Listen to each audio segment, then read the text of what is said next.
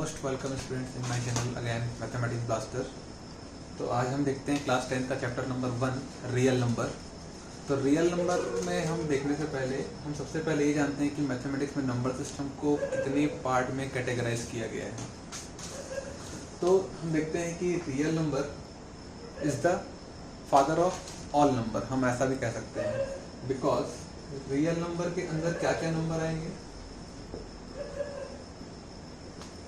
सबसे पहला आता है हमारा rational number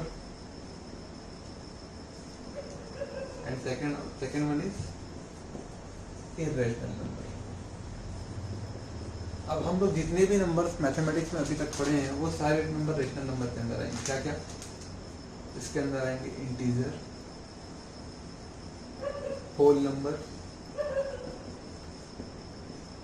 natural number and और क्या हो सकता है जितने भी ऑड, इवन,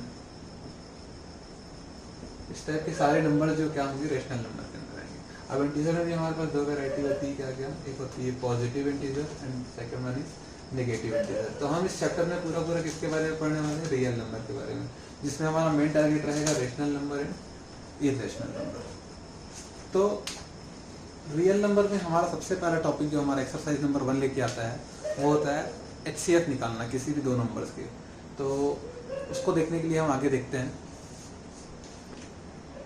तो स्टूडेंट्स हम देखते हैं कि find the HCF of 24 and 40। तो अभी तक हम जनरल मेथड देखे हुए हैं क्या कि वो होता है फैक्टर मेथड। तो हमें 24 के फैक्टर्स निकालते हैं। क्या क्या होगा? 2, 2 12 देन अगेन 2, फिर 2 देन 3। 40 की क्या होता है?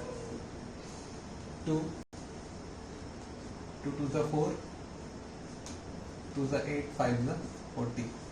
HCF की हम के लिए हम क्या देखते हैं? कॉमन फैक्टर्स देखते हैं। तो देखिए इसमें ये 2 कॉमन है, ये 2 कॉमन है और ये भी 2 कॉमन है। तो हम क्या बोलेंगे इसका HCF क्या होगा? 2 × 2 = 8। बट इस चैप्टर में रियल नंबर के अंदर हम HCF निकालने की बहुत सारी वैरायटीज देखेंगे।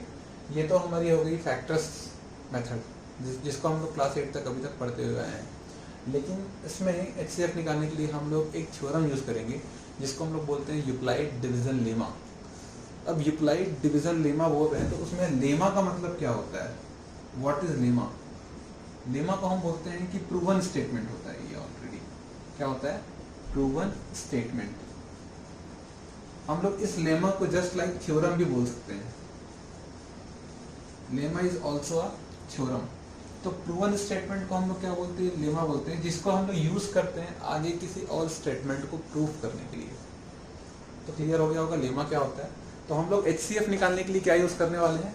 Euclid division lemma. Euclid division lemma ये क्या होता है? ये होता है डिवीजन मेथड। डिवीजन मेथड से हमको किसी भी नंबर का HCF निकालना। तो ये होता है बिटवीन 2 नंबर। जैसे कि हम लेट सपोज इसी एग्जांपल को यहाँ पे हम लोग अगर समझना चाहें तो 40 is the bigger number compare then 24। Then 40 को हम लोग किससे डिवाइड करेंगे? 24 से डिवाइड करेंगे। 24 से ये 40 कितने टाइम जाएगा? 1 टाइम जाएगा। 24 1 जा 24, रिमाइंडर बचा 16।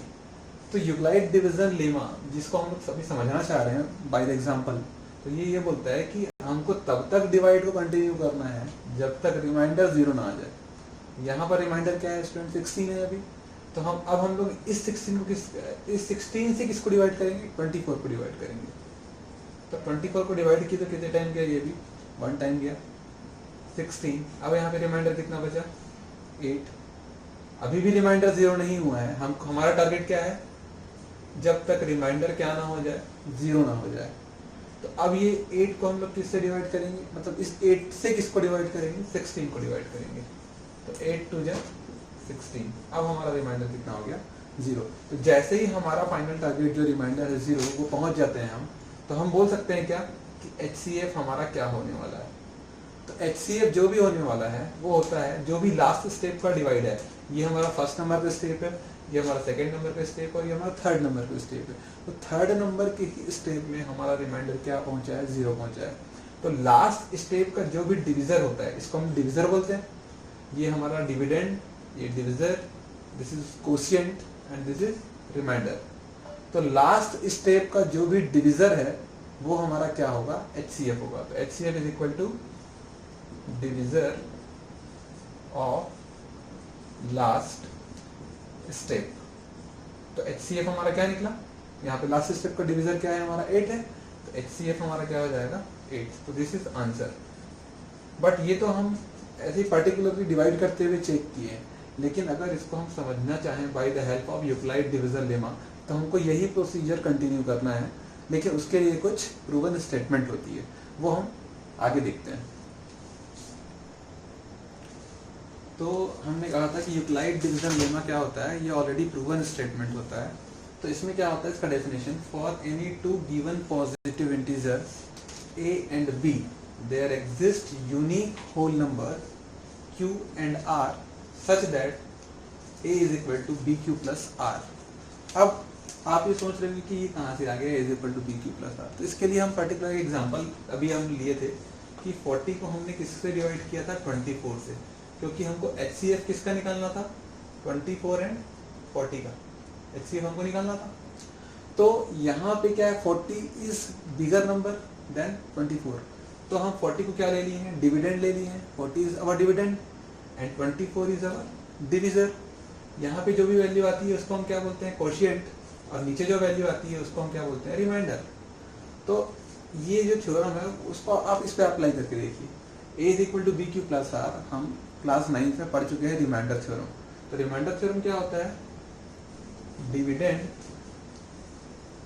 Is equal to divisor into quotient plus remainder, ये होता है। तो आप इसको अप्लाई करके देखिए, dividend is equal to divisor into quotient plus remainder. तो डिविडेंड हमारा क्या है यहाँ पर, इस लेमा के अकॉर्डिंग a, डिविजर क्या है b, कोशिएंट क्या है q, प्लस रिमाइंडर क्या है r।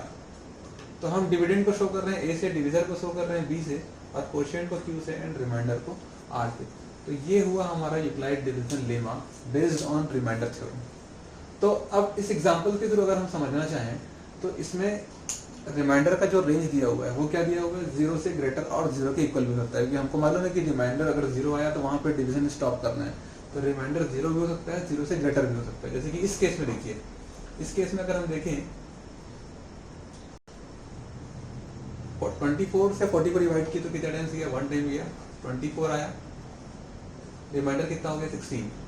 तो रिमाइंडर 16 हुआ, मतलब रिमाइंडर इन दोनों के बीच लाई कर रहा है, किससे किसके बीच, 0 से b के बीच। b क्या है हमारा, डिविजर। डिविजर क्या है देखिए 24 डिविजर है, डिविजर से छोटा होना चाहिए रिमाइंडर।